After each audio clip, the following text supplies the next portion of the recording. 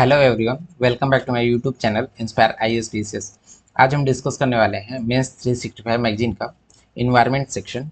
और उस इसका ये लेक्चर नंबर 4 है। इसके पहले ऑलरेडी हम लोगों ने 3 लेक्चर कवर किया था, जिसमें climate change, air pollution and water से रिलेटेड क्या क्या इश्यूज चल रहे हैं, ये सारे हमने कवर ऑलरेडी कर लिया है। तो इनकेस आप हमसे फर्स्ट टाइम जुड़े हैं तो प्लीज़ हमारे चैनल को सब्सक्राइब करिए। एंड आप जो भी प्रिपरेशन करने वाले स्टूडेंट्स हैं या फिर फ्रेंड सर्कल में आपके हैं, उनके साथ हमारे लिंक चैनल को शेयर करिए, जिससे कि वो मेंस 365 जो भी मैगजीन है और इम्पॉर्टेंट टॉपिक्स हैं वो भी गो थ्रू हो सकें। तो आइए हम स्टार्ट करते हैं सस्टेनेबल डेवलपमेंट से रिलेटेड क्या क्या फैक्ट्स हैं।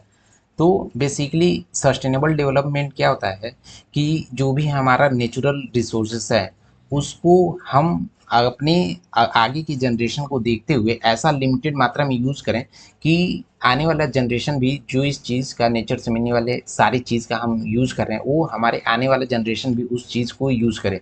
सपोज़ एग्जांपल देते हैं कि हमारे पास सपोज़ ऑक्सीजन है। ऑक्सीजन हम 100 टन यूज़ कर रहे हैं, 100 टन पर ईयर यूज़ कर रहे हैं।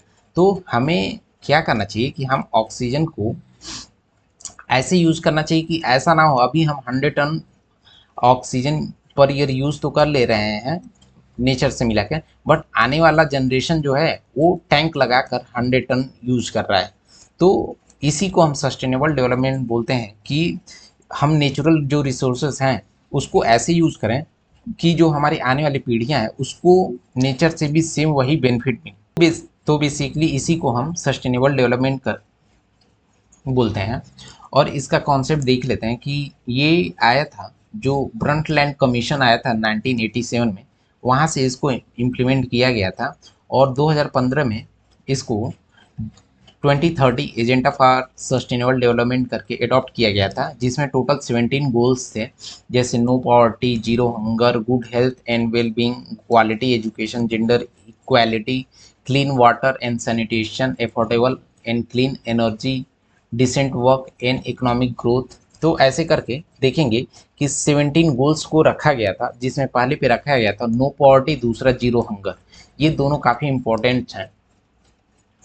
तो इसको इम्प्लीमेंट करने में चैलेंजेस क्या है, क्योंकि देखेंगे कि इसका प्रोग्रेस है काफ़ी स्लो हो रहा है। Means total 17 sustainable development goals हैं, और जिस पेज से ये ग्रो हो रहा है, मीन्स जिस स्पीड से ये प्रोग्रेस हो रहा है, इस स्पीड से 2062 तक इसको लग जाएगा सस्टेनेबल डेवलपमेंट गोल को अचीव करने में।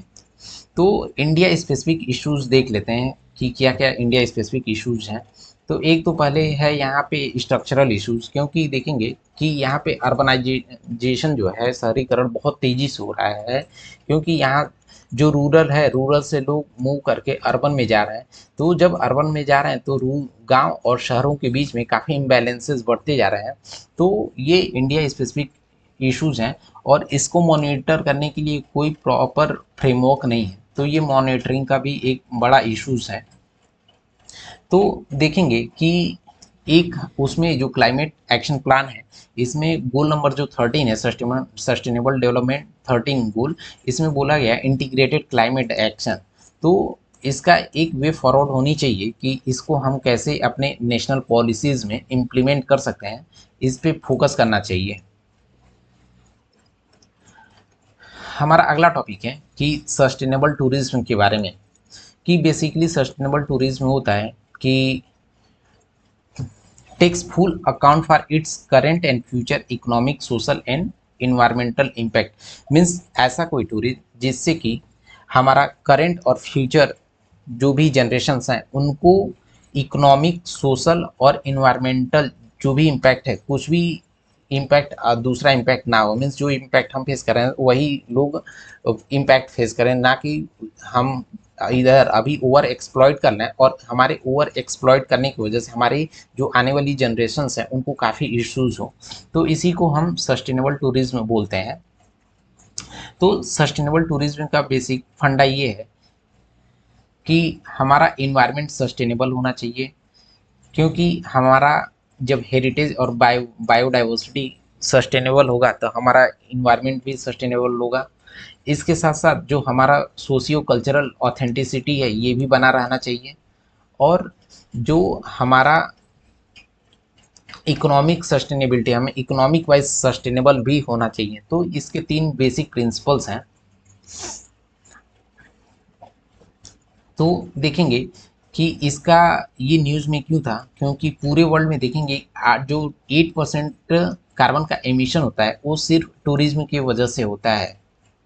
और जो जब भी टूरिज्म आता है तो उससे रिलेटेड ट्रांसपोर्ट का मूवमेंट भी ज़्यादा होता है। तो जब ट्रांसपोर्ट का मूवमेंट होगा तो ये कार्बन डाइऑक्साइड का एमिशन भी ज़्यादा करेंगे। तो ये इसके इश्यूज हैं।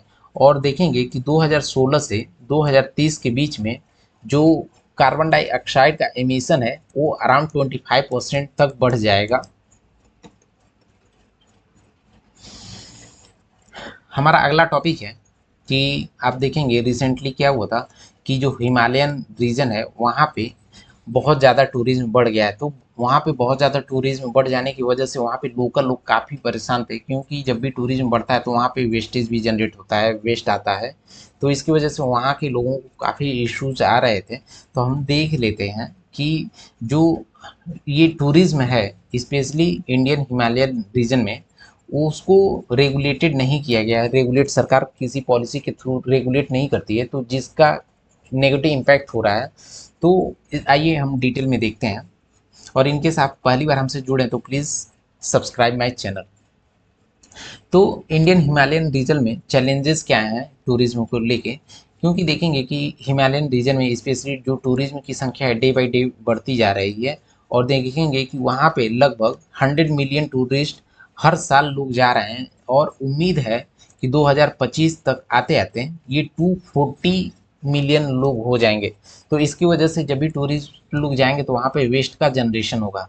तो वेस्ट का जनरेशन ज़्यादा हो जाने की वजह से वहाँ पे वेस्ट को कैसे मैनेज करना है, उस वेस्ट के कारण वहाँ पे बहुत ज़्यादा दिक्कत होती है, जो कि इन्वायरमेंट और एटमॉस्फेयर पे, इकोलॉजी पे काफ़ी नेगेटिव इम्पैक्ट करता है। अदर्स जो रीजन है, तो वहाँ पे जब भी लोग फॉरेस्ट इधर घूमने लोग जाएंगे, टूरिस्ट जाएंगे वहाँ पे, तो क्या होगा, वहाँ पे फॉरेस्ट और बायोडाइवर्सिटी का लॉस होगा। सपोज आप किसी जंगल के रास्ते जा रहे हैं, तो वहाँ पे जंगल के रास्ते पे जा रहे हैं, तो आसपास के जो भी छोटे प्लांट्स होंगे उनको आने जाने की वजह से वो डिस्ट्रॉयड हो जाते हैं, लॉस हो जाता है उनका।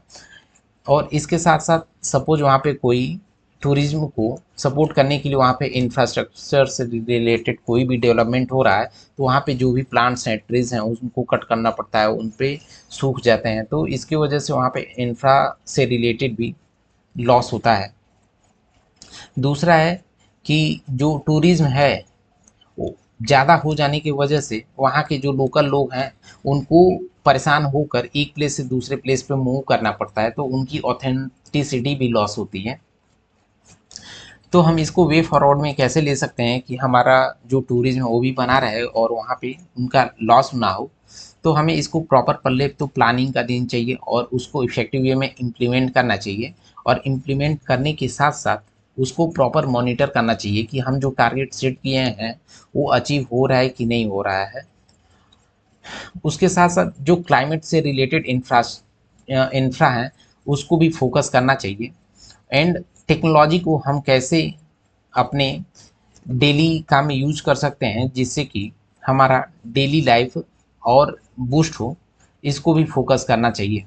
फिर सरकार को फाइनेंशियल इंटरवेंशन भी करना चाहिए, जैसे वहाँ पे कोई जाता है तो ग्रीन सेस होता है, फिर पेमेंट फॉर इन्वायरमेंटल सर्विसेज, इन सब करके गवर्नमेंट को कुछ ना कुछ पॉलिसी लेकर आना चाहिए जिससे कि वहाँ के लोगों को भी आराम रहे और जो टूरिज्म है वो भी काफ़ी सस्टेनेबल रहे।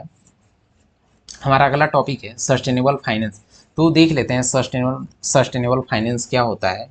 कि एक ये ऐसा प्रोसेस होता है जिसमें इन्वायरमेंटल, सोशल और गवर्नेंस से रिलेटेड जो फैक्टर्स हैं उनको भी कंसिडर किया जाता है जब भी हमारा इन्वेस्टमेंट होता है।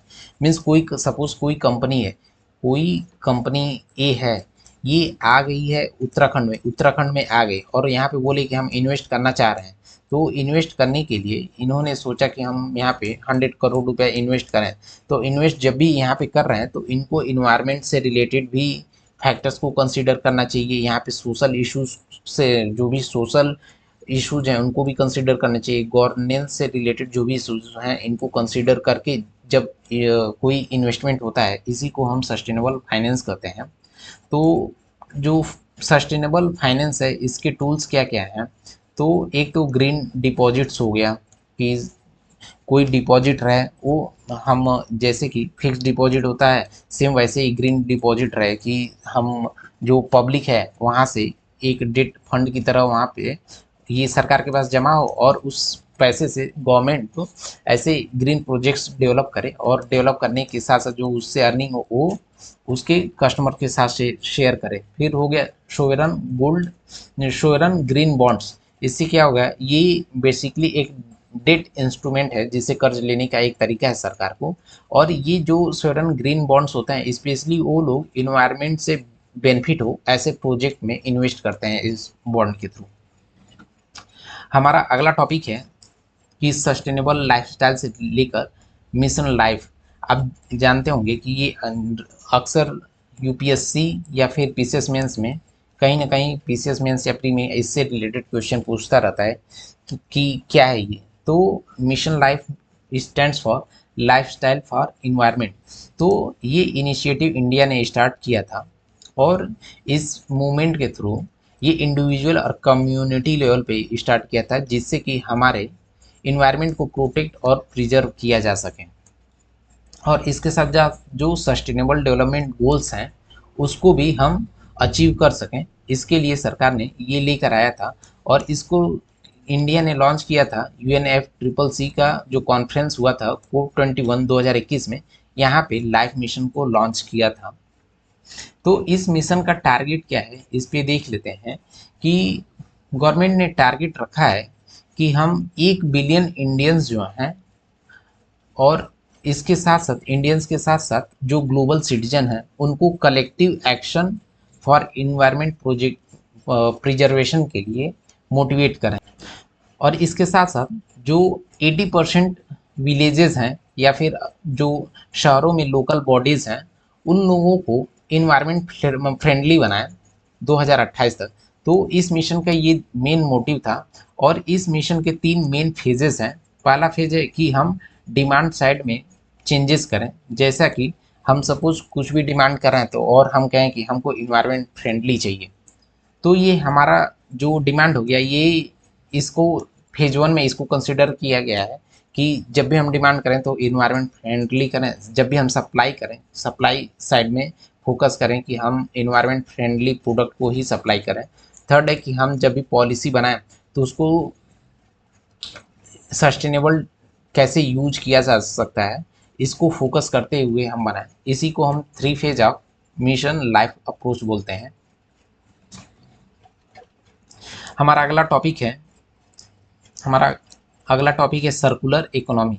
तो देख लेते हैं सर्कुलर इकोनॉमी क्या होती है। बेसिकली सर्कुलर इकोनॉमी ये होती है कि हम यहाँ से कोई प्रोडक्ट है, इस प्रोडक्ट को हम परचेज़ किए, कंपनी ने बनाया और हम परचेज़ करके यहाँ पे लाए, और हम इसको यूज़ किए। यूज़ करने के बाद पता चले ख़राब हो गया, तो इसको फिर से रिपेयर होनी चाहिए, फिर या फिर रिफर्निश्ड होनी चाहिए, जिससे कि हम इसको दोबारा यूज़ कर पाएँ। इसी को हम सर्कुलर इकोनॉमी बोलते हैं, कि जैसे रीयूज हो गया, रिपेयर हो गया, रिफर्बिशिंग हो गया, रिसाइकल हो गया। तो हमारा जो लाइफ साइकिल है उसको बार बार हम एक्सटेंड करें, इसी को हम सर्कुलर इकोनॉमी बोलते हैं। कि आप देखेंगे कि कोई प्रोडक्ट है, यहाँ पे ग्रीन प्रोडक्ट है, तो ग्रीन प्रोडक्ट से वो इन्वायरमेंट पे फुटप्रिंट जो भी असर है वो कम डालता है, तो उससे क्या होता है कि हमारा रिवेन्यू जनरेट होता है, और उसके साथ साथ वहाँ पे प्रोडक्शन बढ़ता है, सर्विस भी बढ़ता है। फिर ये सारा इसकी लाइफ साइकिल है। हम इस पीडीएफ को अपने टेलीग्राम पे डाल देंगे, आप वहाँ से डाउनलोड करके देख सकते हैं। और करंट सिचुएशन क्या है कि देखेंगे कि सिर्फ 7.2% ही ग्लोबल लेवल पे 7.2% लोग ही सर्कुलर इकोनॉमी में फॉलो करते हैं। सर्कुलर इकोनॉमी मीन्स ऐसा नहीं कोई प्रोडक्ट परचेज किए और यूज करने के बाद उसको थ्रो कर दिए, ऐसा नहीं। कोई भी ऐसा प्रोडक्ट आया जिसको हम मेरे पास आने के बाद हमने यूज किया, और यूज करने के बाद फिर यहाँ पे गया, इनकेस ख़राब हुआ तो इन्होंने रिपेयर करके हमको वापस दे दिया, इसी को हम बोलते हैं। तो करंट सिचुएशन है कि हम सिर्फ 7.2% जो ग्लोबल इकोनॉमी का ही ये सामान को ही हम सिर्फ सर्कुलर इकोनॉमी में कंसिडर करते हैं। और इंडिया में इस चीज़ की नीड क्यों है, इसको देख लेते हैं। क्योंकि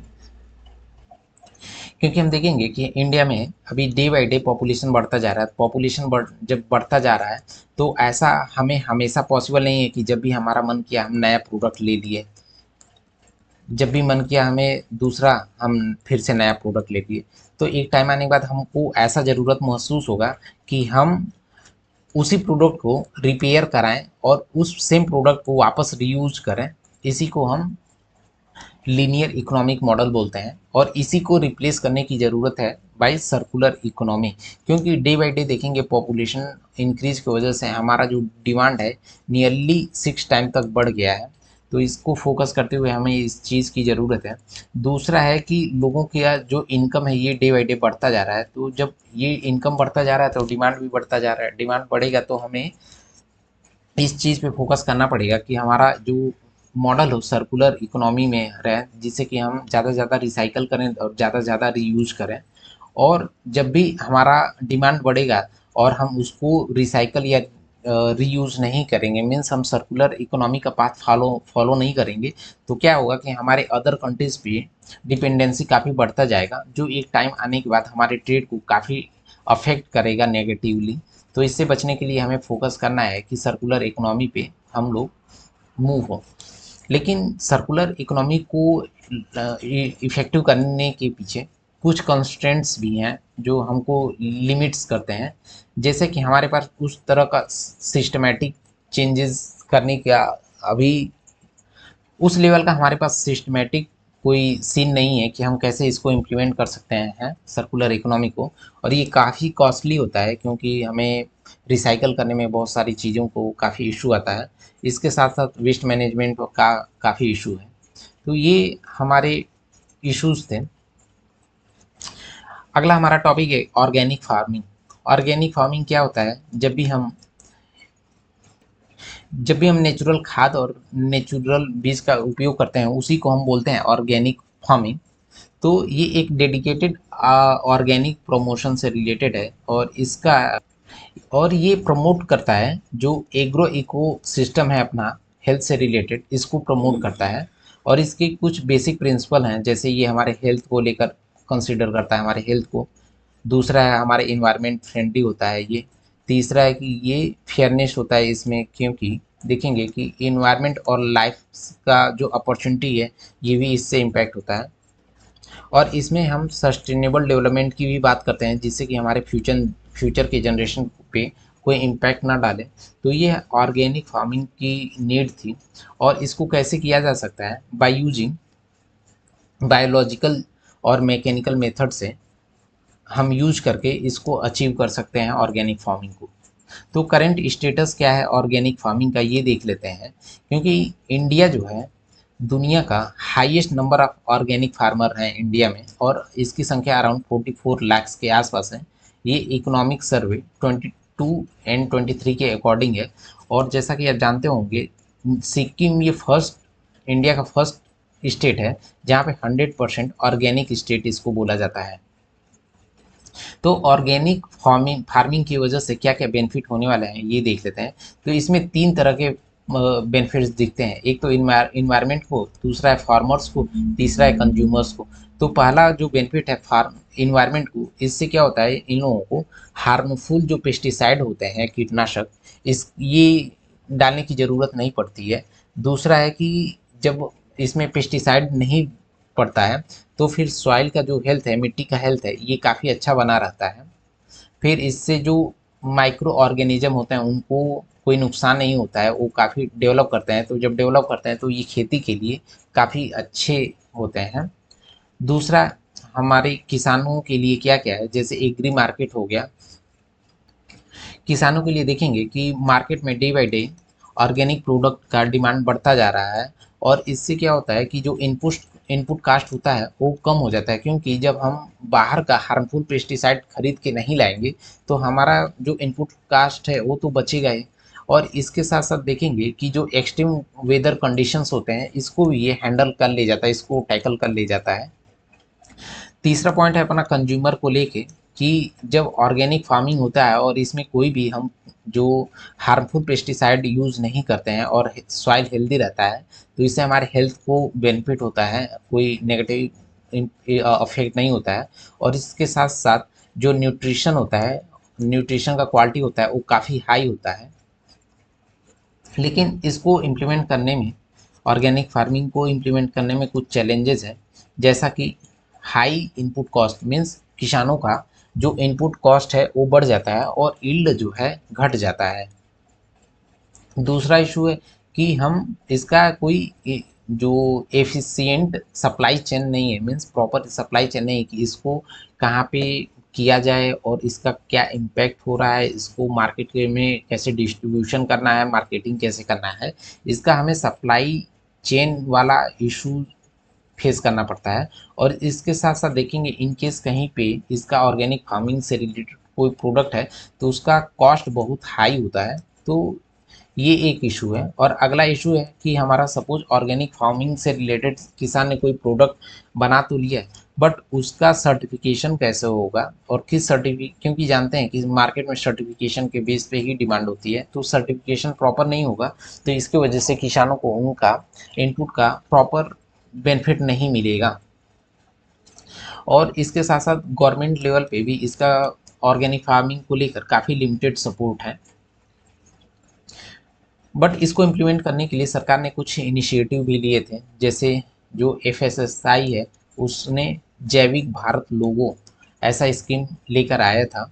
और गवर्नमेंट ने नैनो यूरिया और नीम कोटेड यूरिया लेकर आया, गोवर्धन लेकर आया, जिससे कि जो ऑर्गेनिक है, ऑर्गेनिक हम फर्टिलाइजर्स को यूज कर पाएँ। हमारा अगला टॉपिक है इन्वायरमेंट फ्रेंडली फर्टिलाइजर्स को लेकर कि कौन कौन से फर्टिलाइजर्स ऐसे हैं जो इन्वायरमेंट फ्रेंडली हैं और उसको यूज़ करने पे हमारे इन्वायरमेंट पे कोई नुकसान नहीं करेगा। क्योंकि रिसेंटली देखेंगे कि cabinet committee on economic affairs ने एक यूरिया गोल्ड लॉन्च किया था जो कि इन्वायरमेंट फ्रेंडली फर्टिलाइजर्स है। तो आइए इसके बारे में हम डिटेल में डिस्कशन करते हैं। तो इनकेस आप हमसे फर्स्ट टाइम जुड़ रहे हैं तो प्लीज़ सब्सक्राइब माई चैनल, और इनकेस आपको कुछ भी डाउट्स है तो आप हमारे कमेंट बॉक्स में जुड़ सकते हैं, नहीं तो फिर आप हमारा टेलीग्राम लिंक हमने डिस्क्रिप्शन में दिया है, वहाँ से आप हम तक रीच कर सकते हैं और जो भी आपको क्वेश्चन है, डाउट्स हैं, वो वहाँ पे क्लैरिफाई कर सकते हैं। तो बेसिकली यूरिया गोल्ड क्या होता है, एक सल्फर कोटेड यूरिया होता है जिसको हम यूरिया जो ग्रेनुअल्स होते हैं इनको, जो सल्फर होता है इसको लिक्विड सल्फर में मिक्स करके बनाया जाता है। इससे कुछ बेनिफिट्स होते हैं कि जो नाइट्रोजन के ग्रेनुअल्स होते हैं वो काफ़ी धीरे धीरे, सपोज इस जो यूरिया गोल्ड है इसको खेत में डाल दिए तो यहाँ से जो नाइट्रोजन का निकलता है तो नाइट्रोजन काफ़ी धीरे धीरे निकलता है, तो ये खेती के लिए काफ़ी अच्छा होता है और ये इसका कोई नेगेटिव इफेक्ट नहीं होता है क्योंकि ग्रेजुअल रिलीज ऑफ नाइट्रोजन होता है। तो जब धीरे धीरे नाइट्रोजन निकलता है तो इससे क्या होता है कि जो फर्टिलाइजर्स होते हैं उसकी एफिशिएंसी बढ़ जाती है, और एफिशिएंसी बढ़ने के साथ साथ जो प्राइस में इसका रिडक्शन भी हो जाता है अराउंड 25% का। तो देख लेते हैं कि इन्वायरमेंट फ्रेंडली फर्टिलाइजर्स जो है ये क्या होता है। तो बेसिकली ये कि होते हैं जो इन्वायरमेंट में पॉल्यूशन को कम कर देते हैं और न्यूट्रिएंट का लॉस भी नहीं होता है। तो इन्वायरमेंट फ्रेंडली जो फर्टिलाइजर्स हैं ये इसमें इंक्लूड किया जाता है ऑर्गेनिक फर्टिलाइजर्स को, बायो कंपोस्ट को, वर्मी कंपोस्ट को। और इसके लिए सरकार ने कुछ इनिशिएटिव लाए थे, जैसे पीएम प्रणाम हो गया, नैनो यूरिया और नीम कोटेड यूरिया, फिर गोवर्धन हुआ। तो ये सारे स्कीम इन्वायरमेंट फ्रेंडली फर्टिलाइजर के तौर पे यूज़ किया जा सकता है। और यूज करने से इसको, ये सस्टेनेबल डेवलपमेंट का एक पार्ट होता है कि इससे इन्वायरमेंट पे कुछ नेगेटिव इम्पैक्ट नहीं हुआ, तो ये इससे कोई इशू नहीं है इसको यूज़ करने में। और इसका जो मेन बेनिफिट्स है वो देखेंगे कि जब भी हम इन्वायरमेंट फ्रेंडली जब फर्टिलाइजर्स हैं इसको यूज करेंगे तो जो नाइट्रोजन के ऑक्साइड्स होते हैं इनका कम एमिशन होता है, एक बेनिफिट है। पहला बेनिफिट ये था। दूसरा बेनिफिट है कि जब हम इस फर्टिलाइज़र का उपयोग करते हैं तो हमारे जो मिट्टी होती है इसमें वाटर रिटेंशन कैपेसिटी या फिर वाटर का होल्डिंग कैपेसिटी काफ़ी बढ़ जाता है। तो इससे क्या होता है कि पानी का डिमांड, यहाँ पे पानी का डिमांड थोड़ा सा घट जाता है। ये दूसरा बेनिफिट है। तीसरा बेनिफिट है कि इससे ऑर्गेनिक मैटर बढ़ जाते हैं। चौथा है कि हमारा जो पीएच लेवल है, ये पीएच लेवल बैलेंस होता है, रहता है इसके यूज करने से। ना तो बहुत ज़्यादा एसिडिक होगा, ना तो बहुत ज़्यादा बेसिक होगा। तो बैलेंस होने की वजह से किसानों का जो आउटपुट है वो काफ़ी बढ़ जाता है। हमारा अगला टॉपिक है प्लास्टिक वेस्ट मैनेजमेंट से रिलेटेड। तो देख लेते हैं कि प्लास्टिक वेस्ट मैनेजमेंट से रिलेटेड करेंटली क्या क्या स्टेटस है। तो इंडिया अभी 4.12 मिलियन पर टन पर एनम इसका प्लास्टिक जनरेट करता है। और देखेंगे कि पर कैपिटा प्लास्टिक का जो वेस्ट है अराउंड पिछले 5 साल में डबल हो गया है। और ये डेटा जो है सीपीसीबी के एनुअल रिपोर्ट के अकॉर्डिंग है। और इंडिया पूरे वर्ल्ड में थर्ड लार्जेस्ट कंट्री है जो सिंगल यूज प्लास्टिक को जनरेट करता है। तो इससे रिलेटेड कुछ चैलेंजेस भी हैं, हम देख लेते हैं क्या क्या चैलेंजेस। तो अभी करेंटली इसका प्रॉपर कोई मैकेनिज्म नहीं है कि हम कैसे इसको असेस करते हैं। दूसरा है कि कोई यूनिफॉर्म फ्रेमवर्क नहीं है। उसके साथ साथ देखेंगे कि बहुत सारी कंपनी ऐसी हैं जिनका प्रॉपर रजिस्ट्रेशन नहीं है, फिर भी वो काम कर रही हैं, तो जिसकी वजह से उनका प्लास्टिक का प्रोडक्शन काफ़ी ज़्यादा रहता है और ये बिना लाइसेंस की काम कर रही हैं। और इसके साथ साथ देखेंगे कि जो सिंगल यूज़ प्लास्टिक है ये बैन तो हो गया है, बट इसके एलिमिनेशन में बहुत ज़्यादा डिले हो जाता है। तो ये सारे चैलेंजेस हैं। बट सरकार ने कुछ इनिशिएटिव लिया था इसको प्रॉपर इम्प्रूव और इम्प्लीमेंट करने के लिए, जैसे प्लास्टिक वेस्ट मैनेजमेंट रूल है। फिर इसके अलावा extended producer responsibility on plastic packaging है, clean and green campaign of ministry of housing and urban affair के अंडर आता है। तो ये सारे गवर्नमेंट ने इनिशिएटिव लिया था। तो हमारा अगला टॉपिक है ई वेस्ट मैनेजमेंट, मीन्स इलेक्ट्रिक और इलेक्ट्रॉनिक जो डिवाइसेस होते हैं उनसे निकलने वाले वेस्ट को ही ई वेस्ट बोला जाता है। तो करंटली हमने इसका डिफिनीशन बता दिया है। स्पेशली ये इलेक्ट्रिकल इलेक्ट्रॉनिक जो इक्विपमेंट होते हैं इससे जो वेस्ट निकलता है, और इसमें इंक्लूड होता है ये सोलर वोल्टेइक सेल होता है, मीन्स जो सोलर पैनल होते हैं उनसे निकलने वाले वेस्ट को भी ये कंसिडर करता है। तो करंटली अभी ई वेस्ट को लेकर क्या इस इंडिया का स्टेटस है ये देख लेते हैं कि इंडिया जनरली 2021-22 में 16.01 लाख टन ई वेस्ट टोटल जनरेट किया था, जो कि पूरे वर्ल्ड में थर्ड लार्जेस्ट है। और इसको लेकर क्या क्या चैलेंजेस है ई वेस्ट को लेकर, क्योंकि देखेंगे कि जो ई वेस्ट में मैनेज किया जाता है वो मोस्टली अनऑर्गेनाइज सेक्टर के द्वारा मैनेज किया जाता है। तो इसको जब अनऑर्गेनाइज सेक्टर के द्वारा मैनेज किया जाता है तो प्रॉपर रेगुलेटरी कोई फ्रेमवर्क नहीं है। और जो ई वेस्ट है वो मोस्टली 80% ई वेस्ट डेवलप्ड कंट्री प्रोड्यूस करती हैं। तो ये दूसरा चैलेंज है। तीसरा चैलेंज ये था कि शॉर्ट प्रोडक्ट लाइफस्टाइल, मीन्स जो इलेक्ट्रिक और इलेक्ट्रॉनिक प्रोडक्ट्स होते हैं उनका जो लाइफ साइकिल होता है वो काफ़ी कम होता है। मीन्स कोई बहुत सारे डिवाइसेस रहते हैं वो ऐसे होते हैं वो 6 महीने ही चलेंगे, 1 साल ही चलेंगे, तो 2 साल में ख़राब हो जाते हैं और उनको रिपेयर भी नहीं किया जा सकता है। तो ये सारे की चैलेंजेस हैं ई वेस्ट को लेकर। सरकार ने इसको मॉनिटर करने के लिए, इसको मॉनिटर और रेगुलेट करने के लिए कुछ फ्रेमवर्क्स भी हैं, जैसे hazardous waste management and holding amendment act 2003, फिर ई वेस्ट। तो ये सारे इसके रेगुलेशन और मैनेजमेंट से रिलेटेड स्कीम्स हैं गवर्नमेंट ऑफ इंडिया के द्वारा। इसको हम टेलीग्राम पे डाल देंगे, आप वहाँ से एक बार देख सकते हैं। तो हम देख लेते हैं कि हमें ज़रूरत क्यों है प्रॉपर ई वेस्ट मैनेजमेंट के लिए। क्योंकि देखेंगे जब हम प्रॉपर ई वेस्ट मैनेजमेंट करेंगे तो इससे हमारा इकोनॉमिक बेनिफिट होगा। क्योंकि जो भी ई वेस्ट है उसमें कुछ ना कुछ वैल्यूएबल मटेरियल्स होते हैं, उसको हम एक्सट्रैक्ट कर सकेंगे। एक्सट्रैक्ट करेंगे तो हमको इकोनॉमिक बेनिफिट होगा मॉनेटरी टर्म में। और इसके साथ साथ जो लैंडफिल होता है, मीन्स कहीं पे गड्ढा है तो वहाँ पे हम ई वेस्ट से की हेल्प से उसको लैंडफिल कर सकते हैं अपने खाली जगह को। तो दूसरा बेनिफिट इसका ये है ई वेस्ट को प्रॉपर मैनेजमेंट कर लेने से। तीसरा है कि जब हम प्रॉपर इसको मैनेज करेंगे ई वेस्ट को तो हमारे हेल्थ पे कोई ऐसा नेगेटिव इम्पैक्ट नहीं होगा। चौथा है कि हमारा जो इन्वायरमेंटल रिस्क है ये भी कम हो जाएगा, क्योंकि बहुत सारे जो डिवाइसेस होते हैं वो नॉन बायोडिग्रेडेबल होते हैं। तो इसको जब हम इफेक्टिव वे में ई वेस्ट के मैनेजमेंट के थ्रू मैनेज कर लेंगे तो हमारे हेल्थ पे और हमारे इन्वायरमेंट पे नेगेटिव इम्पैक्ट कम करेगा। और इसके साथ साथ देखेंगे कि जो सोशल इम्पैक्ट भी होता है ई वेस्ट को लेकर, क्योंकि यहाँ पे मार्केट में या फिर कहीं पे भी देखेंगे कोई इलेक्ट्रिक या इलेक्ट्रॉनिक आइटम रोड पे पड़ा है या गिरा हुआ है तो बहुत सारे बच्चे ऐसे होते हैं जाके उसको उठाते हैं और उसको बेचते हैं, तो इनकी वजह से चाइल्ड लेबर बढ़ता है।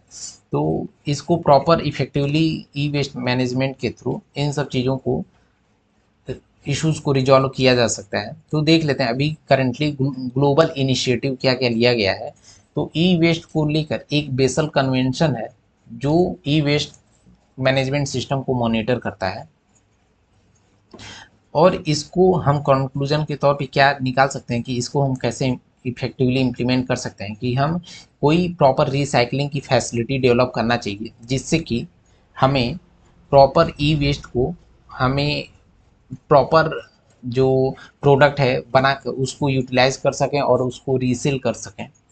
इसके साथ साथ टेक्नोलॉजिकल हेल्प लेना चाहिए कि हम कैसे वहाँ से जो भी ई वेस्ट होता है वहाँ से प्रीसियस और जो महंगा मेटल्स होता है या प्लास्टिक जो रीयूजेबल होते हैं उनको कैसे हम काम में ले सकते हैं। तो ये सारे टेक्निक को यूज करके हम प्रॉपर उसको इम्प्लीमेंट कर सकते हैं और उसको अपना इकोनॉमी भी इम्प्रूव कर सकते हैं। हमारा अगला टॉपिक है बैटरी वेस्ट मैनेजमेंट सिस्टम से रिलेटेड, क्योंकि डे बाई डे देखेंगे इलेक्ट्रिक व्हीकल की संख्या बढ़ती जा रही है, सोलर पैनल की संख्या बढ़ती जा रही है। तो उससे निकलने वाले सोलर सोलर जो पैनल होता है, सोलर सिस्टम, उसमें भी बैटरी लगता है। तो उसमें कुछ ना कुछ वेस्ट निकलता है, तो उसको प्रॉपर कैसे क्या किया जा सकता है उसको लेकर हम आइए डिस्कस करते हैं। तो पहले तो देख लेते हैं कि बैटरी वेस्ट मैनेजमेंट को लेकर इसकी ज़रूरत क्या है, प्रॉपर पॉलिसी की ज़रूरत क्या है। क्योंकि डे बाय डे बैटरी का यूजेस बढ़ता जा रहा है, क्योंकि इलेक्ट्रिक व्हीकल आ गया है, रिन्यूएबल जितने एनर्जी सोर्सेज हैं उसमें हम पावर स्टोर करने के लिए बैटरी यूज़ करते हैं। तो इससे हमारा बैटरी में ग्रोथ हो रहा है, तो उससे वेस्ट भी निकलेगा। वेस्ट निकलेगा तो उसको प्रॉपर हम इम्प्लीमेंट नहीं करेंगे, रेगुलेट नहीं करेंगे, तो ये हमारे इन्वायरमेंट के लिए काफ़ी दिक्कत करेगा। दूसरा है कि हमारे जो लेड है एसिड बैटरीज में, वो कैसे हम उसको रिसाइकल्ड कर पाएँ, वो भी फोकस करना पड़ेगा। क्योंकि मोस्टली अभी देखा जाए तो इनफॉर्मल जो रिसाइकलर होते हैं, जो प्रॉपर रेगुलेटेड रिसाइकलर नहीं होते हैं, वही लेड एसिड बैटरी को जनरली रिपेयर करते हैं। तो इसकी वजह से काफ़ी इम्पैक्ट होता है इन्वायरमेंट पे, क्योंकि उसको प्रॉपरली रेगुलेट ही नहीं किया जा रहा है। इसके साथ साथ इन्वायरमेंटल प्रोटेक्शन जो फॉर्म होता है कि जो टॉक्सिक होता है, बहुत सारा जो केमिकल्स होते हैं, एसिड्स होते हैं, वो काफ़ी काफ़ी टॉक्सिक होता है, जिसकी वजह से इन्वायरमेंट पे या फिर जहाँ पे वो गिरता है उस पर नेगेटिव इम्पैक्ट होता है। स्पेशली लेड हो गया, कैडमियम हो गया। तो हम इसको अपने सर्कुलर इकोनॉमी में यूज कर सकते हैं। तो ये मेन इसका ज़रूरत था, और इसके साथ साथ ये ह्यूमन हेल्थ पे भी इम्पैक्ट करता है। करंटली गवर्नमेंट ऑफ इंडिया ने, ministry of environment forest and climate change ने बैटरी वेस्ट मैनेजमेंट रूल 2022 के थ्रू इसको रेगुलेट किया है। और इसके की प्रोविज़न क्या क्या थे कि एक्सटेंडेड प्रोड्यूसर रेस्पॉन्सिबिलिटी, मीन्स जो उसका प्रोड्यूसर है वही उसी की रेस्पॉन्सिबिलिटी है उसको डंप हो जो भी वेस्ट मटेरियल है उसको रिसाइकल करने का। इसी को हम बोलते हैं पॉल्यूटर पे प्रिंसिपल। तो इसका क्या क्या वे फॉरवर्ड होना चाहिए कि एक तो प्रॉपर पॉलिसी सपोर्ट होनी चाहिए, लाइक लाइसेंसिंग हो गया, और स्पेशली जो लिथियम आयन बैटरी का डिमांड डे बाई डे बढ़ता जा रहा है, तो इसके लिए भी प्रॉपर हैंड लाइसेंसिंग होना चाहिए। और जो बैटरीज़ का डिस्पोजेबल है, वो लैंडफिल के लिए हम कैसे कर सकते हैं, वो भी उसको मॉनिटर करना चाहिए। और इसके साथ साथ जो मैन्युफैक्चरर हैं उनको इंसेंटिवाइज करना चाहिए बाई ग्रीन टैक्सेस या फिर एक्सटेंडर प्रोड्यूसर रिस्पॉन्सिबिलिटी के थ्रू। और हमें इसके साथ साथ रिसर्च एंड डेवलपमेंट में भी पैसे डालने चाहिए, फोकस करने चाहिए कि हम कैसे इसको और इफ़ेक्टिवली इम्प्लीमेंट कर सकें, और हम अपने जो भी इसका ई वेस्ट है, बैटरी का ई वेस्ट है, उसको कैसे इफ़ेक्टिवली यूज कर सकते हैं। तो सस्टेनेबल डेवलपमेंट का जो टॉपिक है उसको हमने ऑलरेडी कवर कर लिया है अभी इसमें, ये लेक्चर नंबर 4 में। तो ये मेरा दो 2 से 3 और लेक्चर लगेंगे, जिसमें मेंस 365 एक इन्वायरमेंट वाला मैगजीन है, इसको हम फिनिश कर देंगे।